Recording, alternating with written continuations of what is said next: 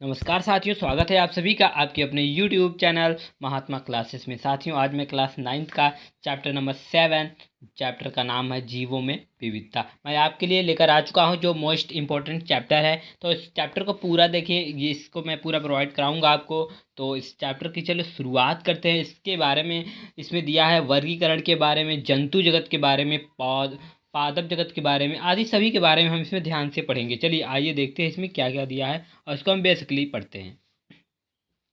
बोला, क्या अभी आपने कभी सोचा है कि हमारे चारों ओर कितने प्रकार के जीव पाए जाते हैं? सभी जीवधारी एक दूसरे से किसी न किसी रूप से भिन्न हैं, यानी इसकी बताया है। और आप स्वयं को और अपने मित्र को ही ले लीजिए। उन्होंने ये बताया है, इस चैप्टर में बताया गया है कि आपने कभी सोचा है आपके चारों ओर जितने प्रकार के जीव जंतु, पेड़ पौधे, मनुष्य पाए जाते हैं, वो सभी एक दूसरे से क्या है, भिन्न है, अलग अलग प्रकार के, कुछ ना कुछ अलग होता है उसमें। तो इसमें यही बताया गया है आपको। और उसने कहा है क्या दोनों की लंबाई समान है? अपने मित्र को लिए उन्होंने कहा है। अब अगर आप एक उदाहरण जानना ही चाहते हैं तो आप अपने बगल वाले मित्र को ही ले लीजिए और उसमें देखिए कि आप उसके जितना लंबा है, उसके जितना आप उसके कद में, उसकी हाइट, उसकी लंबाई क्या आपकी उतनी है जितनी आपके मित्र की है। तो ये सब आपको देखने पे खुद ही पता चल जाएगा कि नहीं, ये अलग अलग हैं। सभी जाति, जीव जंतु, पेड़ पौधे सभी अलग अलग प्रकार के होते, एक ही प्रकार के नहीं होते। क्या दोनों की लंबाई एक समान है? उसने कहा है। और देखिए, क्या आपकी नाक बिल्कुल उसके मित्र के नाक के समान है, नाक जैसी दिखती है? नहीं। तो ऐसा बिल्कुल भी नहीं है कि आप बिल्कुल अपने मित्र के समान हो। आकार में मोटे हो सकते हैं, पतले हो सकते हैं, कि आपकी हथेली उसके हथेली के आकार से मिलती है, नहीं, ऐसा बिल्कुल भी नहीं। यदि आप अपनी और अपने मित्र की तुलना बंदर से करें तो क्या देखेंगे? निश्चित रूप से हम पाते हैं कि और मित्र के बीच बंदर की अपेक्षा समानताएं नहीं होती है। बंदर बिल्कुल अलग है और हमारा मित्र बिल्कुल अलग है। परंतु जब अपनी तुलना गाय और बंदर दोनों से करते हैं तो हम क्या देखते हैं साथियों? हम देखते हैं कि गाय की तुलना में बंदर और हमसे अधिक समानताएं हैं। गाय और बंदर दोनों में हमसे अधिक समानताएं होती है। तो आप अपने घर में भी जो गाय हैं उनसे आप मिला सकते हैं। जर्सी गाय, उससे आप देख सकते हैं। तो आगे चलिए देखते हैं।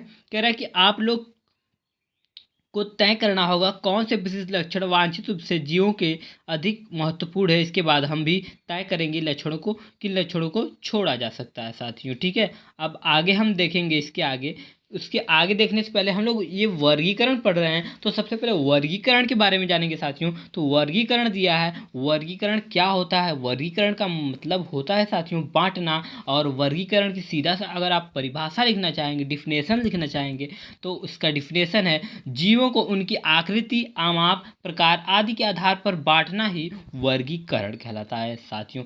कैरोलस लीनियस ने वर्गीकरण की खोज की थी, या फिर इनके जनक माने जाते हैं। उन्होंने इनको दो भाग में बांटा है, एक जंतु जगत, एक पौधे जगत, पादप जगत। तो ये दोनों चैप्टर को विस्तार से हम लोग पढ़ेंगे आगे। उसके आगे थोड़ा सा देखते हैं क्या कह रहा है। अब पृथ्वी पर रहने वाले सभी जीव जंतु के बारे में हम लोग सूक्ष्मदर्शी से आप देखे होंगे। जैसे बैक्टीरिया है, इनका आकार माइक्रोमीटर होता है।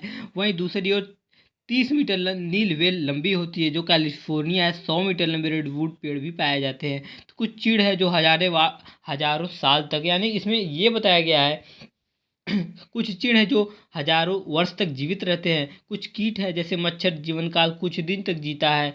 और जैव विविधता, रंगीन जीवधारी, पारदर्शी कीटों और रंगों वाले पक्षियों और फूलों में भी पाए जाते हैं। इसमें ये बताया गया है, तो ये जितने भी हमारे पृथ्वी पर चारों जीवधारी हैं, उनमें सभी अलग अलग प्रकार की जो है समानताएं पाई जाती हैं।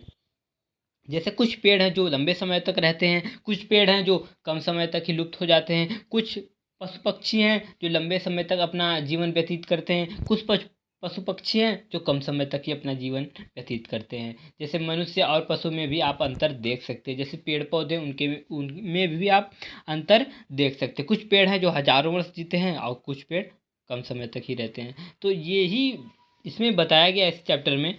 आप इसको ध्यान से देखिएगा साथियों।